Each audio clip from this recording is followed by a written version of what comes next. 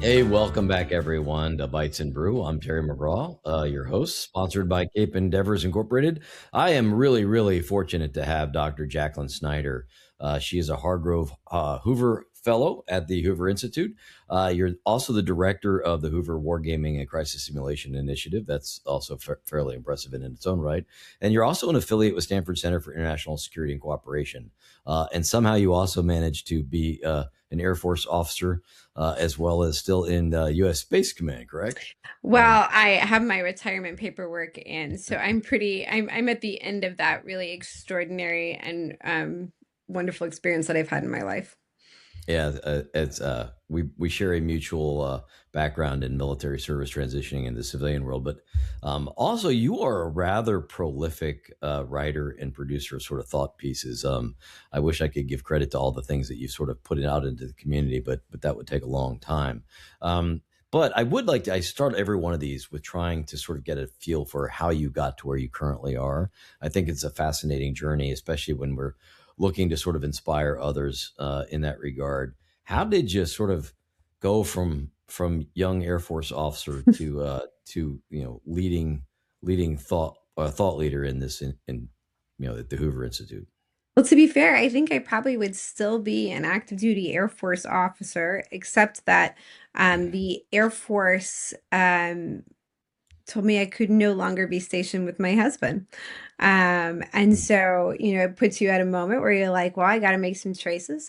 And that was a choice for me to get my PhD. And that allowed us to stay, geographically in the same vicinity. But it probably was that was a scary push at the time for me, but maybe the best push in the long run because I got my PhD. I started actually at Arizona State University. My husband was stationed at Luke Air Force Base. And then 2 years into that, my husband decided to go to the Guard. And so we moved to DC and I was able to finish my PhD at George Washington University. So I got my PhD there. And then my first job was at the Naval War College as an assistant professor. It's a pretty extraordinary place. And it really, was this amazing place to learn about war games, about how the Navy thought, because I had kind of grown up Air Force.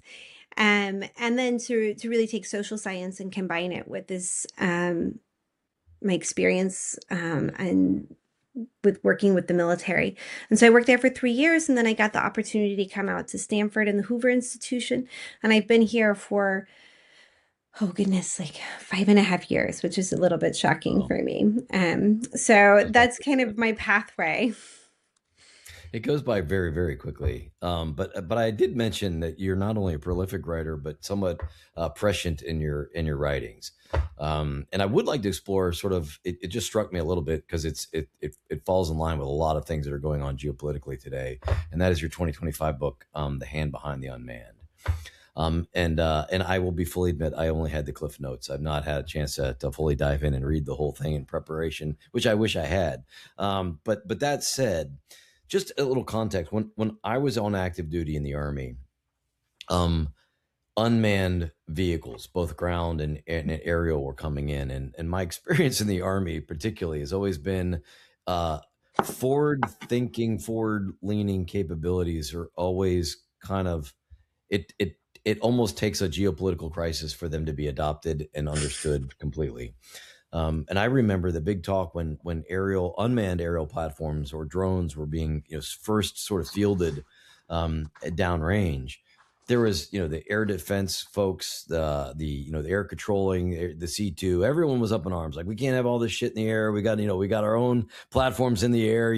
We can't add this complexity. We have no way to manage the airspace, et cetera, et cetera. And there's a ton of resistance of using the capabilities because the capability was well ahead of doctrine, if you will.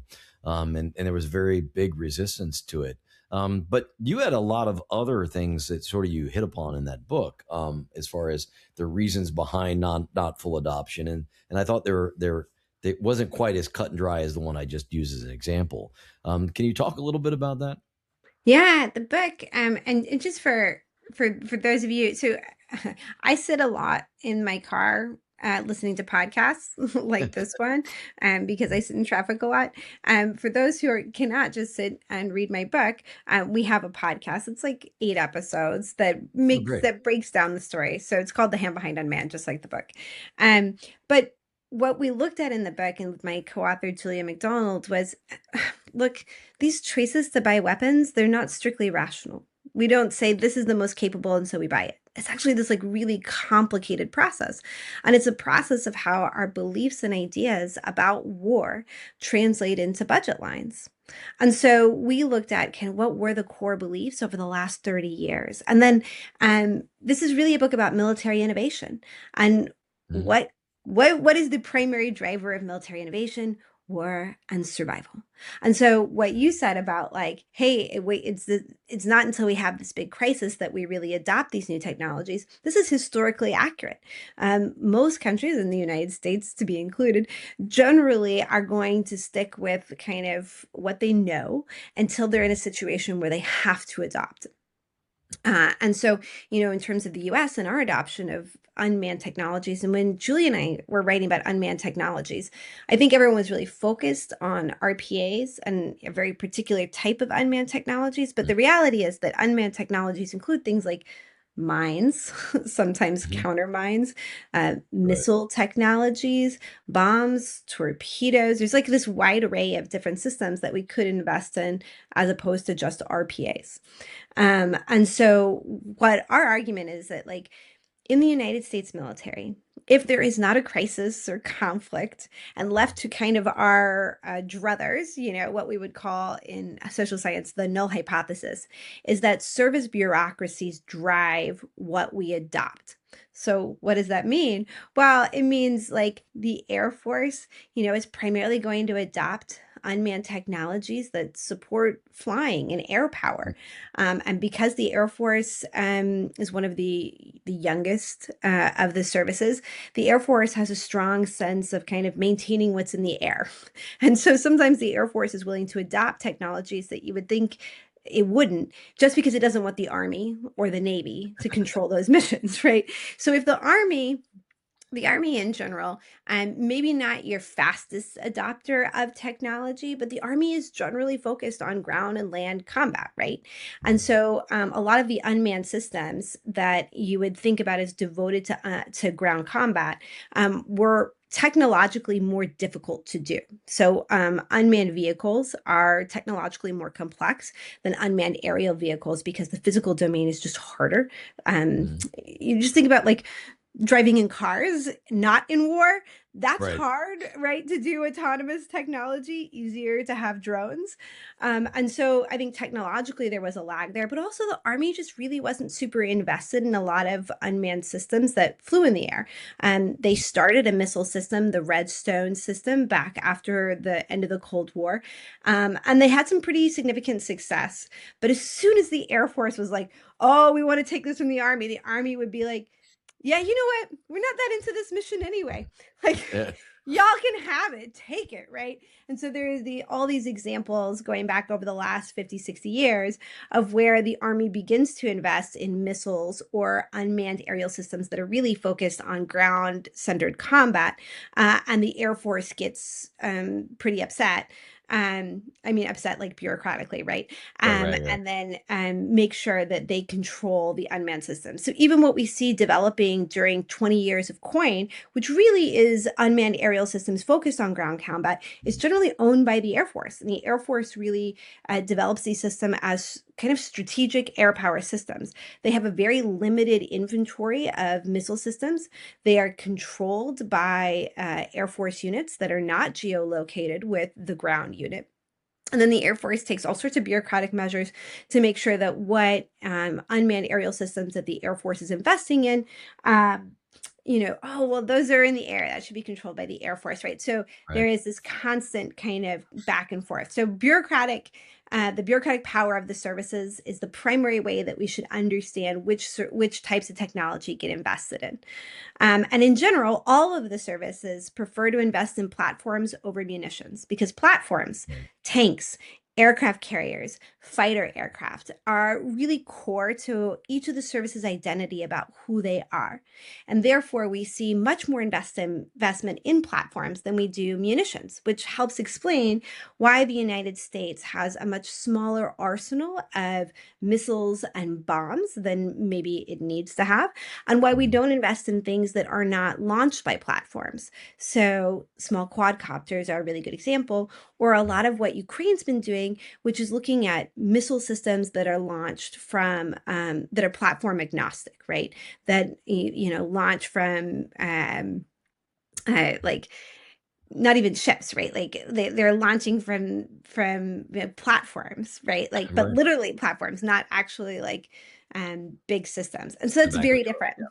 But what you're seeing in Iran right now is the US kind of way of war. Like, is the Mhm. investment, instead of the investment in like hundreds and thousands of quadcopters, what you're seeing is investment in long range, exquisite, very precise missile systems, all launched from platforms, whether it's an aircraft carrier, a warship, or an aircraft.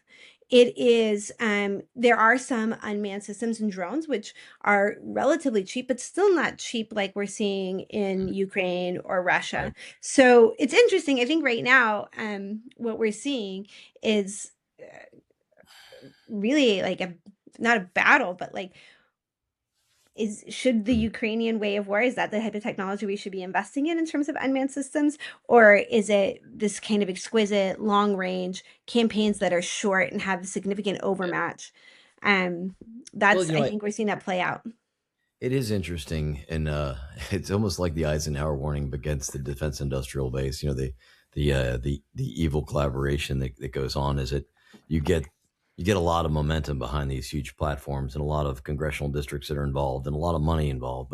But it does bring up an interesting parallel. So I don't know if you're familiar with Peter Zadko, former hacker, Mudge, but he was at DARPA for years, and he led the cyber systems development at DARPA for a long time. And he gave a conference speech where he likened malware development to dollars spent. So he was like Mm, equating malware like a dollar per line versus the amount of software that's got to be written to protect against that malware. And it's like, the average malware is like 200 lines of code, and the average, antivirus solution is 200 million lines of code. And I thought about that as I was reading some of your work. It's like there is also a component that we're not going to be able to escape from, which is clearly the type of warfare we see in Ukraine against Russia highly effective based on sheer cost, right? I mean, the fact that you've got very very low cost munitions having a very high toll in the battlefield versus platforms that are literally tens, if not hundreds of millions of dollars to own, operate, develop.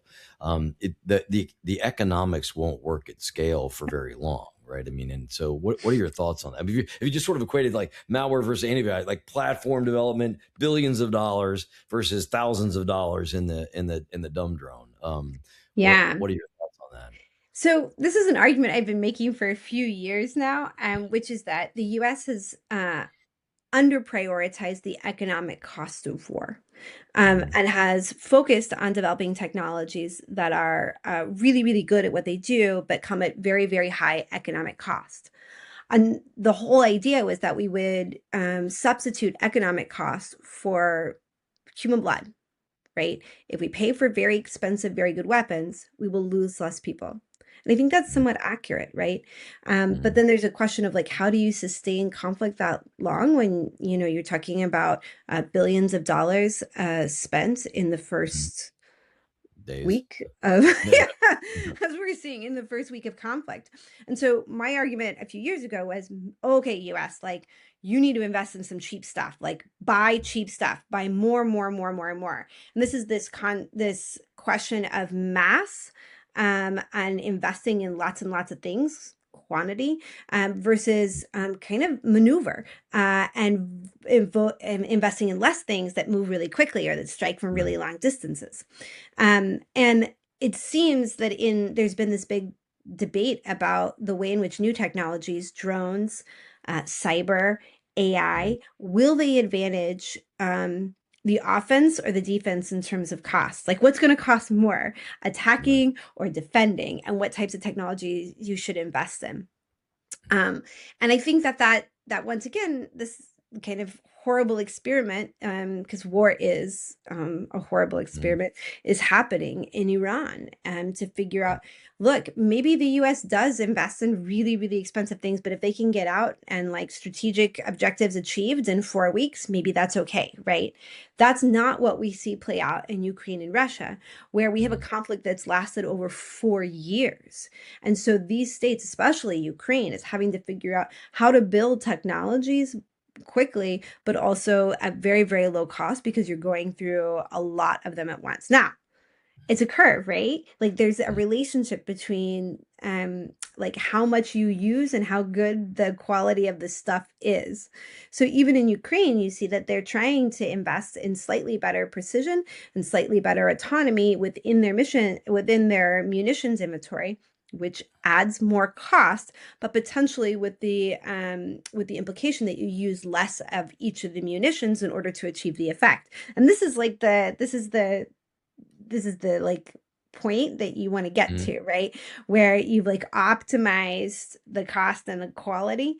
And I think Michael Horowitz, my colleague who was previously served as a DASD in the Department of Defense at the time, he calls this precision mass, that there is like that we can invest in mass and have precision, but that like because of decreases in cost of the technology, we can also like have this world in which it's also lower cost. The US is not at that point, nowhere close, and we still really struggle. You were in the army, like Mhm. we gold plate things, we say, yeah, we want quadcopters, absolutely, we want hundreds of thousands of quadcopters. We would also like them to be able to survive jamming. Right. And Yep. It's the so like Pentagon there Papers. Yeah. so it just Yeah. it's this combination, right? Like where we just make the technologies better and better. There's this great historical example of this, because this is a constant, this is a historical quest that states have at like maintaining conflicts long enough to win the war. And so back during the Renaissance time period, there's this thing called the fortification revolution. And if you've been to Europe, then you've seen the fortification revolution. It's all Mhm. these castles with these moats and these trenches and these these different architectural features that are kind of lovely to look at now as sip your espresso, but they were built for a purpose. They were built to repel invasions. The problem was it was really, really expensive to build those fortifications. And as your Mhm. city state grew larger, the fortifications that you needed to build in order to support that or defend that city became more and more expensive.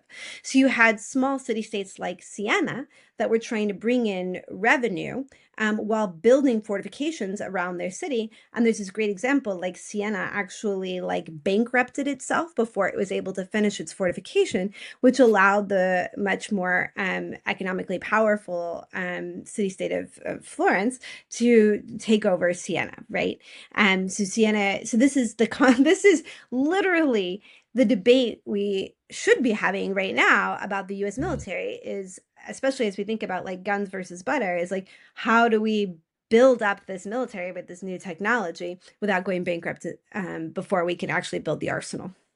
Yeah, no, and I agree. I mean, and unfortunately, the human life is sort of the cheapest of that equation, and it's been that way, unfortunately. And I'm a big fan of trying to reduce that investment as much as humanly possible. It is interesting too because there's also another side of this with hypersonic technology, unmanned capabilities.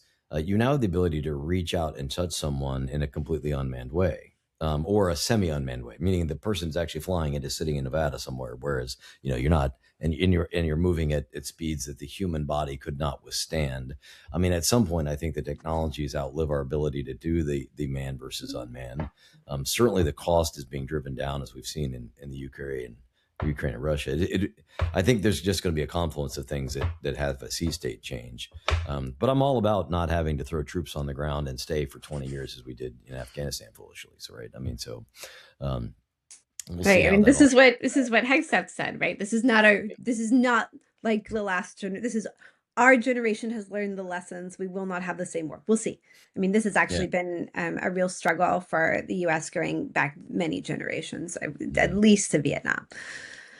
So, Absolutely. but Um, I think maybe part of what you're alluding to is this question, like as we're developing these technologies, you talk about hypersonics and like where the human is in that conversation, like all these technologies we're developing, um, where are the humans mm, in the control of the system? exactly. And is it, And it does. So that is the question about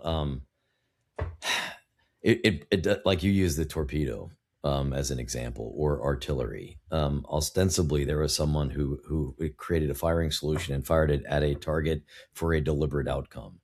That's different than AI making a decision based on agentic learning, right? And I suppose that leads me into my next question, or is around the AI uh, revolution slash evolution as it's playing out, both economically in the commercial space, but also militarily. And I had this argument with my wife a lot on just self-driving cars, right? I'm of the opinion that I've sat in traffic, if in the DC area for hours on end, and morons make it worse because they're all surfing their phones instead of paying attention to driving. Like I would argue that our traffic would be much better if everyone was in an autonomous driving vehicle, and the morons were not allowed to operate their own vehicles. Yes, I get there's some downside in that, but my point is that can be extended out to weapon systems as well. Like, I mean, does an AI make a more informed decision than a human? And when does that take place? Right. I mean, so what are your thoughts on that? oh, I think this is one of the biggest questions of today, right? Especially sitting here, how many days is it? Like 9, 10 days after the start of Operation Epic Fury. Mhm. Yeah. This is a campaign that's that the precursor to it was a very public breakup between Mhm. Anthropic, which builds the Claude LLM, but also has invested heavily in AI agents that are embedded within Mhm. US targeting and campaign planning. So you have a very public breakup that occurs between this model developer and the Department of War. And then, right as that's occurring, you have this extraordinarily large campaign against Iran, which all the open source reporting suggests is still using some sort of AI as part of that targeting and campaign Mhm. development process. Mhm. And, in some ways with extraordinary output, right? Oh my gosh, you tell me when we is the last time a state has been able to start the opening salvos of a war with a successful military assassination of a head of state. Mhm. I mean, you really got to go back far. I mean, Right. there are no similar analogies in modern conflict, and there is no way that that is not related to artificial intelligence and the ability to see and find in a way that we never were able to before, both Right. because of the proliferation of sensors, but also because there's extraordinary compute power behind the way we process Mhm. information and intelligence. So now heads of state all over the world, they're they're vulnerable, right? Like we're able to find things in a way that we just weren't able to find them before. So you have that, but on the other hand, you also have clear failures. You have the potential that the United States may have accidentally targeted um, a, a school, right? So even in this like extraordinary AI driven campaign, you still have failures, right? And so I think it just makes this question of the integration of AI and conflict, I think, even more important and existential. So thinking about safety, what testing, and then is each administration going to go in and change the models that they're relying on because they don't like some of the core assumptions that are built into the Mhm. model itself? Like, wow. I mean, I don't know about you, but when I was in the military, active duty, it was hard to switch in between IT technology. That is like not something the DoD is generally good at, is switching out Mhm. IT. So we're definitely sitting at a moment where AI is changing war And the question is kind of where human control should be in this pretty large shift about using AI. It, Um, it yeah. is challenging because humans make mistakes all the time, right? Right. And they there's an old analogy, and I don't know if it's true or not, or maybe it was a Hollywood. I used to work at an intelligence agency, ostensibly when I was at Army Cyber Command, and I will tell you that that if the argument was if you want certainty, you call the Department of Defense / Department of War. For all things else, you get an intelligence agency, right? If it was certain, you would already be firing weapons. And so there, the question is, does the AI make you a better and more informed? The reality is, absolutely, it does. The question is because where does it become completely autonomous, and when do you let it pull the trigger? And that's more difficult. We know humans make mistakes in that same Yeah. area. We history is replete with quote unquote collateral damage, which is a very um, I think a stupid euphemism, because at the end of the day, there are real people losing their lives in that regard. But that is a cost of war, I guess what will only help us is data. I mean, did it make a more informed decision than a human being? I remember watching a commercial. This is kind of to drive this point home. It was people like maligning Tesla at the time, right? This is when Elon ran afoul of whatever group was supporting him, and now they're anti Elon, and they were running a Tesla in automated mode, and they threw a doll of a child out in front of it. And of course, right behind a car. I mean, like there was a car blocking view. They threw a doll out, and of course, the Tesla ran right over the child.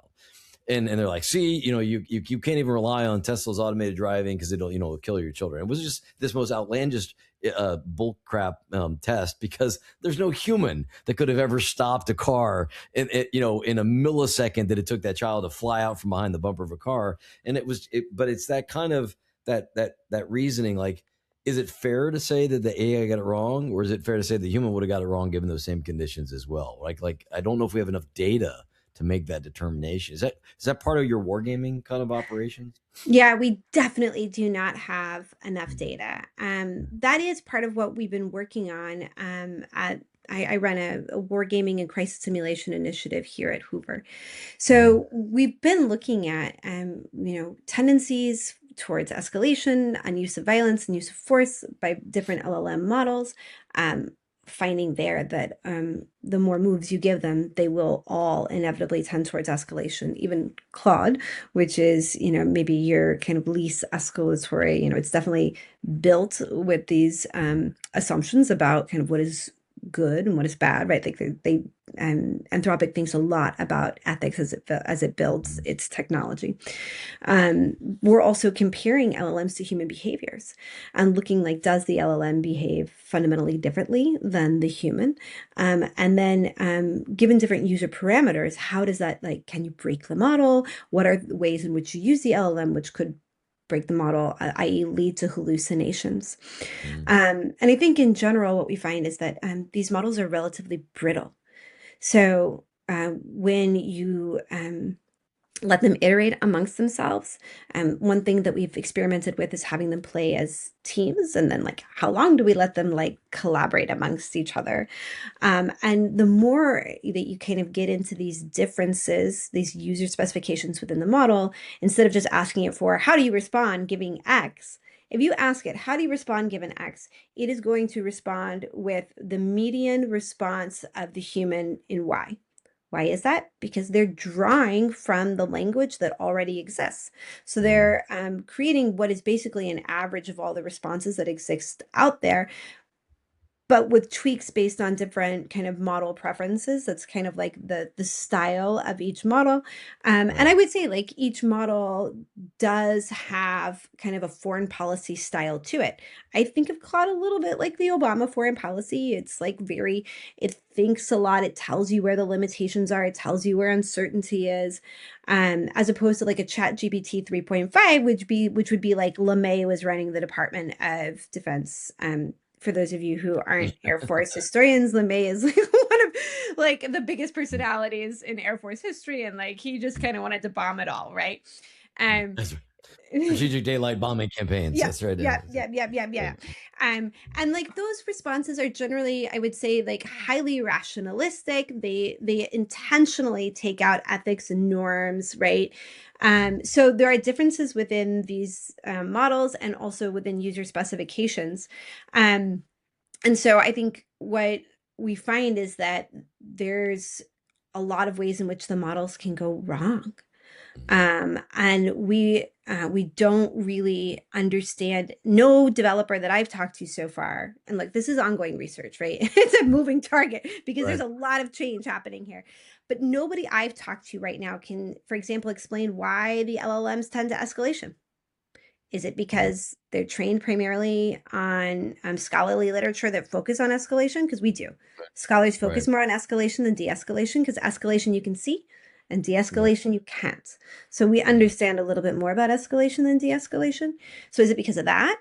Is it because these models have an underlying logic where violence wins?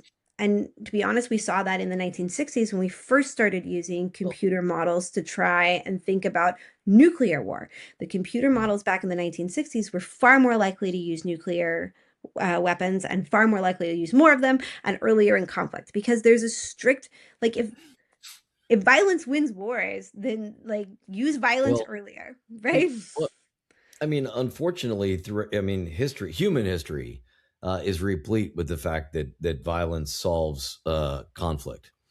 One could argue the atrocities we saw in World War II, the resolution of Hitler's final solution. I mean, you're talking without armed conflict and without coming to overwhelming use of escalating force. That level of atrocity would have continued. I mean, I it's really kind of hard to draw an alternative outcome, right? I mean, Right. so Well, and how do you tell the computer what victory is? Because I yeah, will tell you, exactly. as humans, we are struggling with what victory is.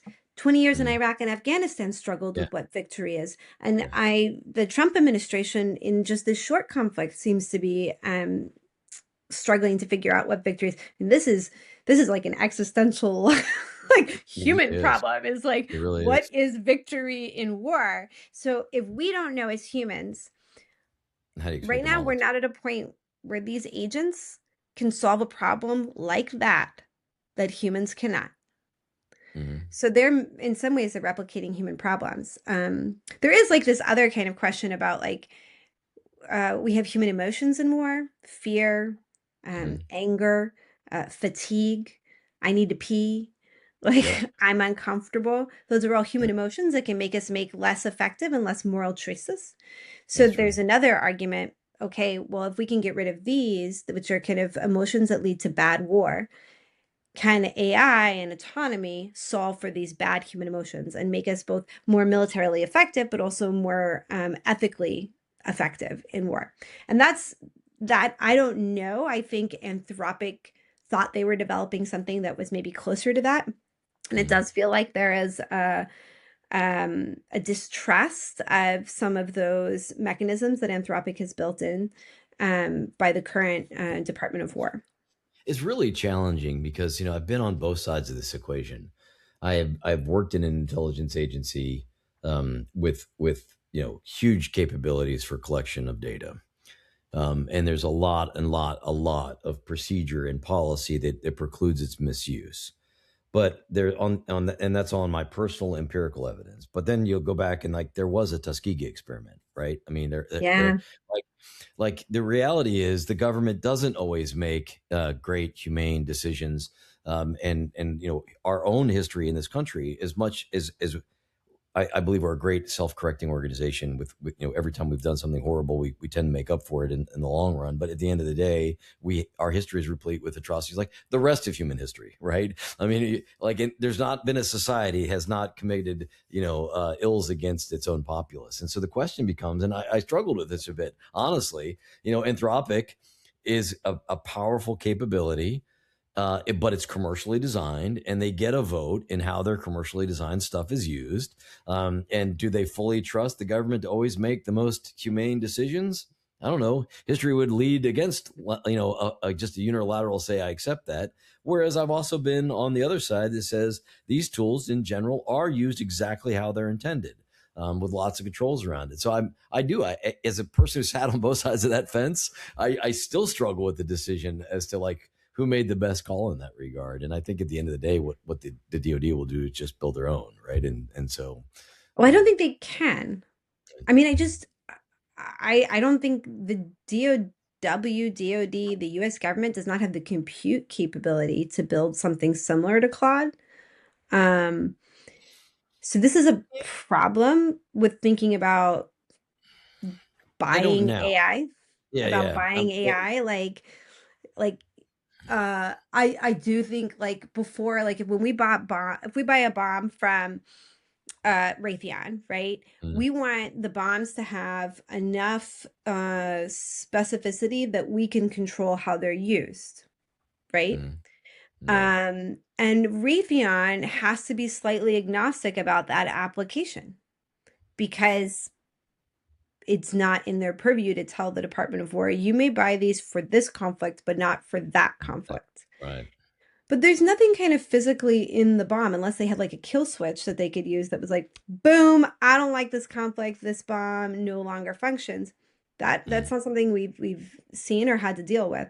Now we have to deal with that It's because a great as the point. model is developed, that is actually built into the model itself. Every single Mm. one of these models has the Knowing. developer's finger on it. And whether it's XAI or Chat GPT or Anthropic, Mm. you're getting different developer kind of personalities and specifications. I mean, XAI can say that like, no, there's nothing there. That's BS. Like you are Right. telling the model invariably has those weights to it.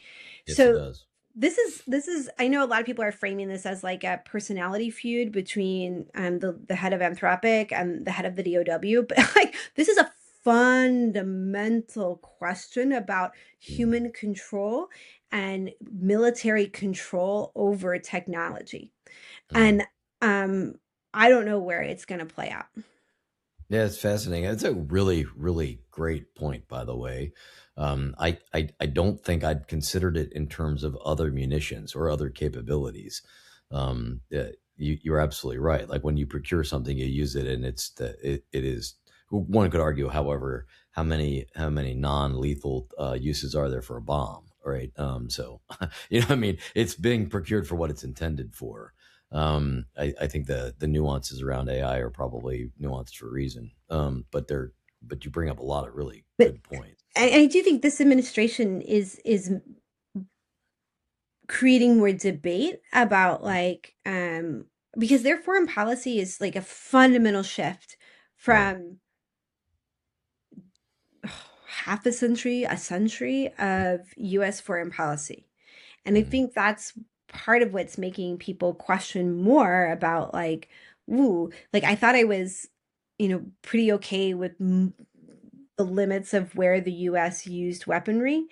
But now I are they going to use it in Greenland? Do I agree with Greenland? Do I agree with mm, I mean there's a lot of kind of fundamental questions about this administration's strategy that are bringing up like things that had really been assumptions within the US defense industrial base and within the US kind of military. So all these things coming to the fore at a moment where we are in the largest air campaign that the US mm. has been in at least 20 years, Yeah.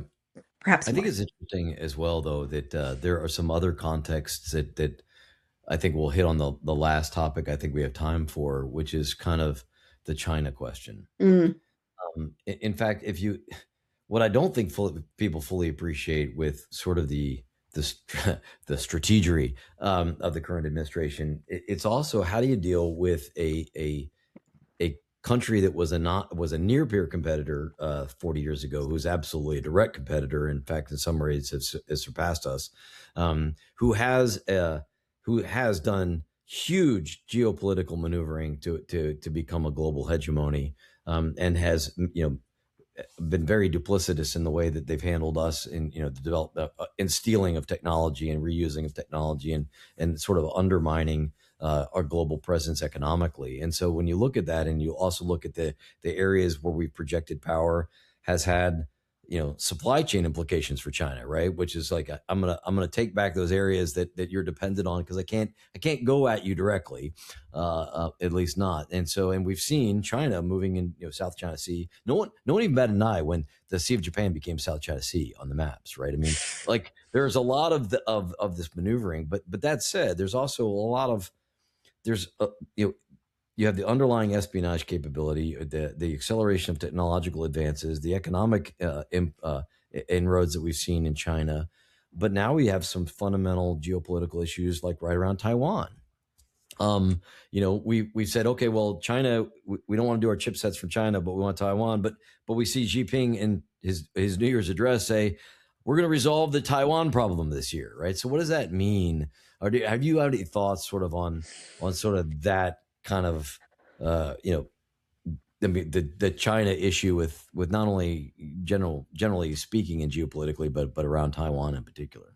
Yeah, so I'm gonna start with the military stuff because I think it's the Mm-hmm. easiest. So, how is this technology that we're seeing in Ukraine and now what's been happening in Iran? What does that mean for the military balance for U.S. China vis-a-vis Taiwan? Uh, None of these are pure analogies, right? Mm-hmm. China, as you alluded to, is a far, far better competitor than Iran. Iran is a Mm-hmm. middling air force, middling military. Mm-hmm. China is a rising to risen power in its own right, Yep. and it will be fighting a war in its own backyard. So it has the inherent advantages of geography and probably first strike. So Yep. that's kind of fundamentally different than what we see here. You also have like you have a nuclear power that's been developing survivability through missile technologies that are, increasingly not only a lot more of them, but they're hidden and they're mobile, and even submarine technologies, which the U.S. kind of had was Dominance on for years. Yeah. yeah, yeah, yeah. So really, really, really big shift in terms of the balance of power, especially when we think very specifically about Taiwan. Now, that's kind of militarily. So these technologies, it's really not clear what they mean for the United States in a conflict against China. It's absolutely not clear that the United States is invested in the right technologies for this conflict against China, that it has the arsenals that are deep enough, that it is able to get the technology to the campaign zone, that it would be able to sustain the conflict over time. Extraordinarily unclear. Every war game that's being run in the unclassified settings says this is a nasty, horrible war in which neither side is able to achieve victory in a short time, and that both sides are going to have a very, very expensive and bloody conflict. Okay, Mm-hmm. so that's kind of what we know. Um, there does seem to be a shift in the Trump administration to focus far less on the defense of Taiwan, and focus a lot more on Taiwan building up its own resources to fight off China. That's a pretty significant shift foreign policy wise. And then finally, when we think about AI in these two countries, I think they are in very, very different races. So the US is focused on what we would call generative or super generative, or this idea of AI that has an ability to solve problems above and beyond a human's Yeah. ability to solve problems. Mm-hmm. Now, earlier I told you that AI is not solving problems that we as humans can't figure out, and that is true, mostly. Um, but the idea is that we invest in technologies that create that kind of generative, better than human decision making capability, and that those knowledge effects will lead to the United States being the leader in AI as a service, and therefore we will be able to lead all the technologies that are like leaning on this kind of knowledge based AI. So it's kind of loose. So I'll be honest, it's a little bit of a loosey goosey idea about how we think AI is going to change the world. What that means is that the US predominantly invests in 6 to 7 companies that create the chips, the data centers, and the algorithms. And our focus is on generative as the finish line. Our advantage is chips. Um, China is doing something completely different. So, in this AI dialogue that I've been a part of, that's run by the Brookings Institution and Tsinghua University, at the last meeting that we had with our Chinese counterparts, we got in a bit of a debate about like, hey, you guys aren't defining AGI or ASI, and they kind of were like, Yeah, we don't think we should. It's not useful. Instead, what they're focused on is AI for applications. So, thinking about AI instead of like an LLM that generates new knowledge, instead, how we use AI to make ports better, to make manufacturing better, to make health technologies better. And so, they're not really racing the United States. So you have, and they also, there are disadvantages in chips, right? Because of export control, they have a disadvantage in actually kind of getting the best and the quantity of compute power. So they're also focusing on algorithms and LLMs that are relying on models as opposed to training data and compute. Slightly different. And companies like DeepSeek are really following a different model for the development of their agents than US leaders, probably with less safety as well. Anyway, so Uh, two different races here.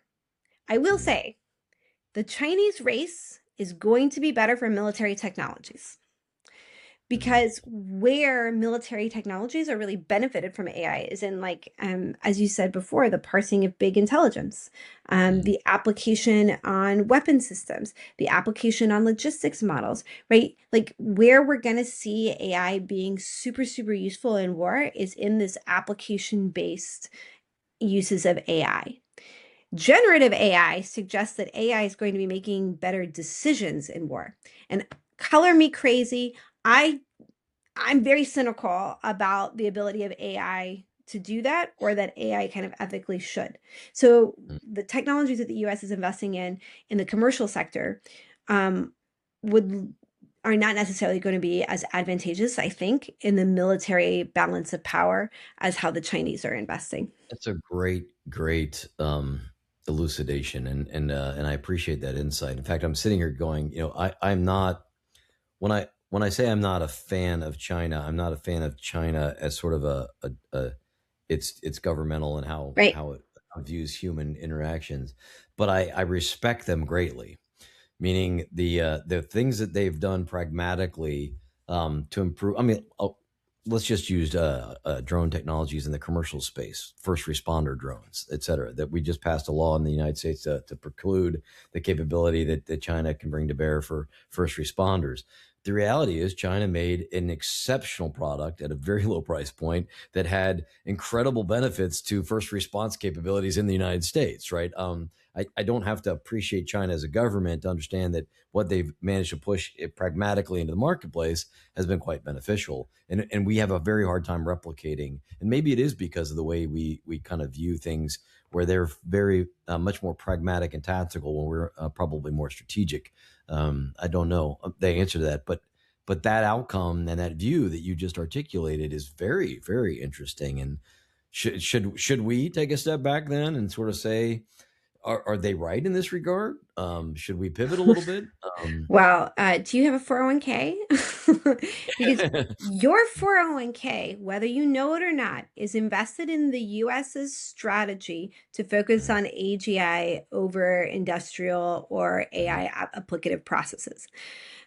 So we might be in a situation where we kind of got to go for it because the externalities and the downturns, if our race explodes, is Mhm. that the US economy loses a vast amount of wealth that's been built up in a stock market that is invested heavily in 6 to 7 companies on this AI race.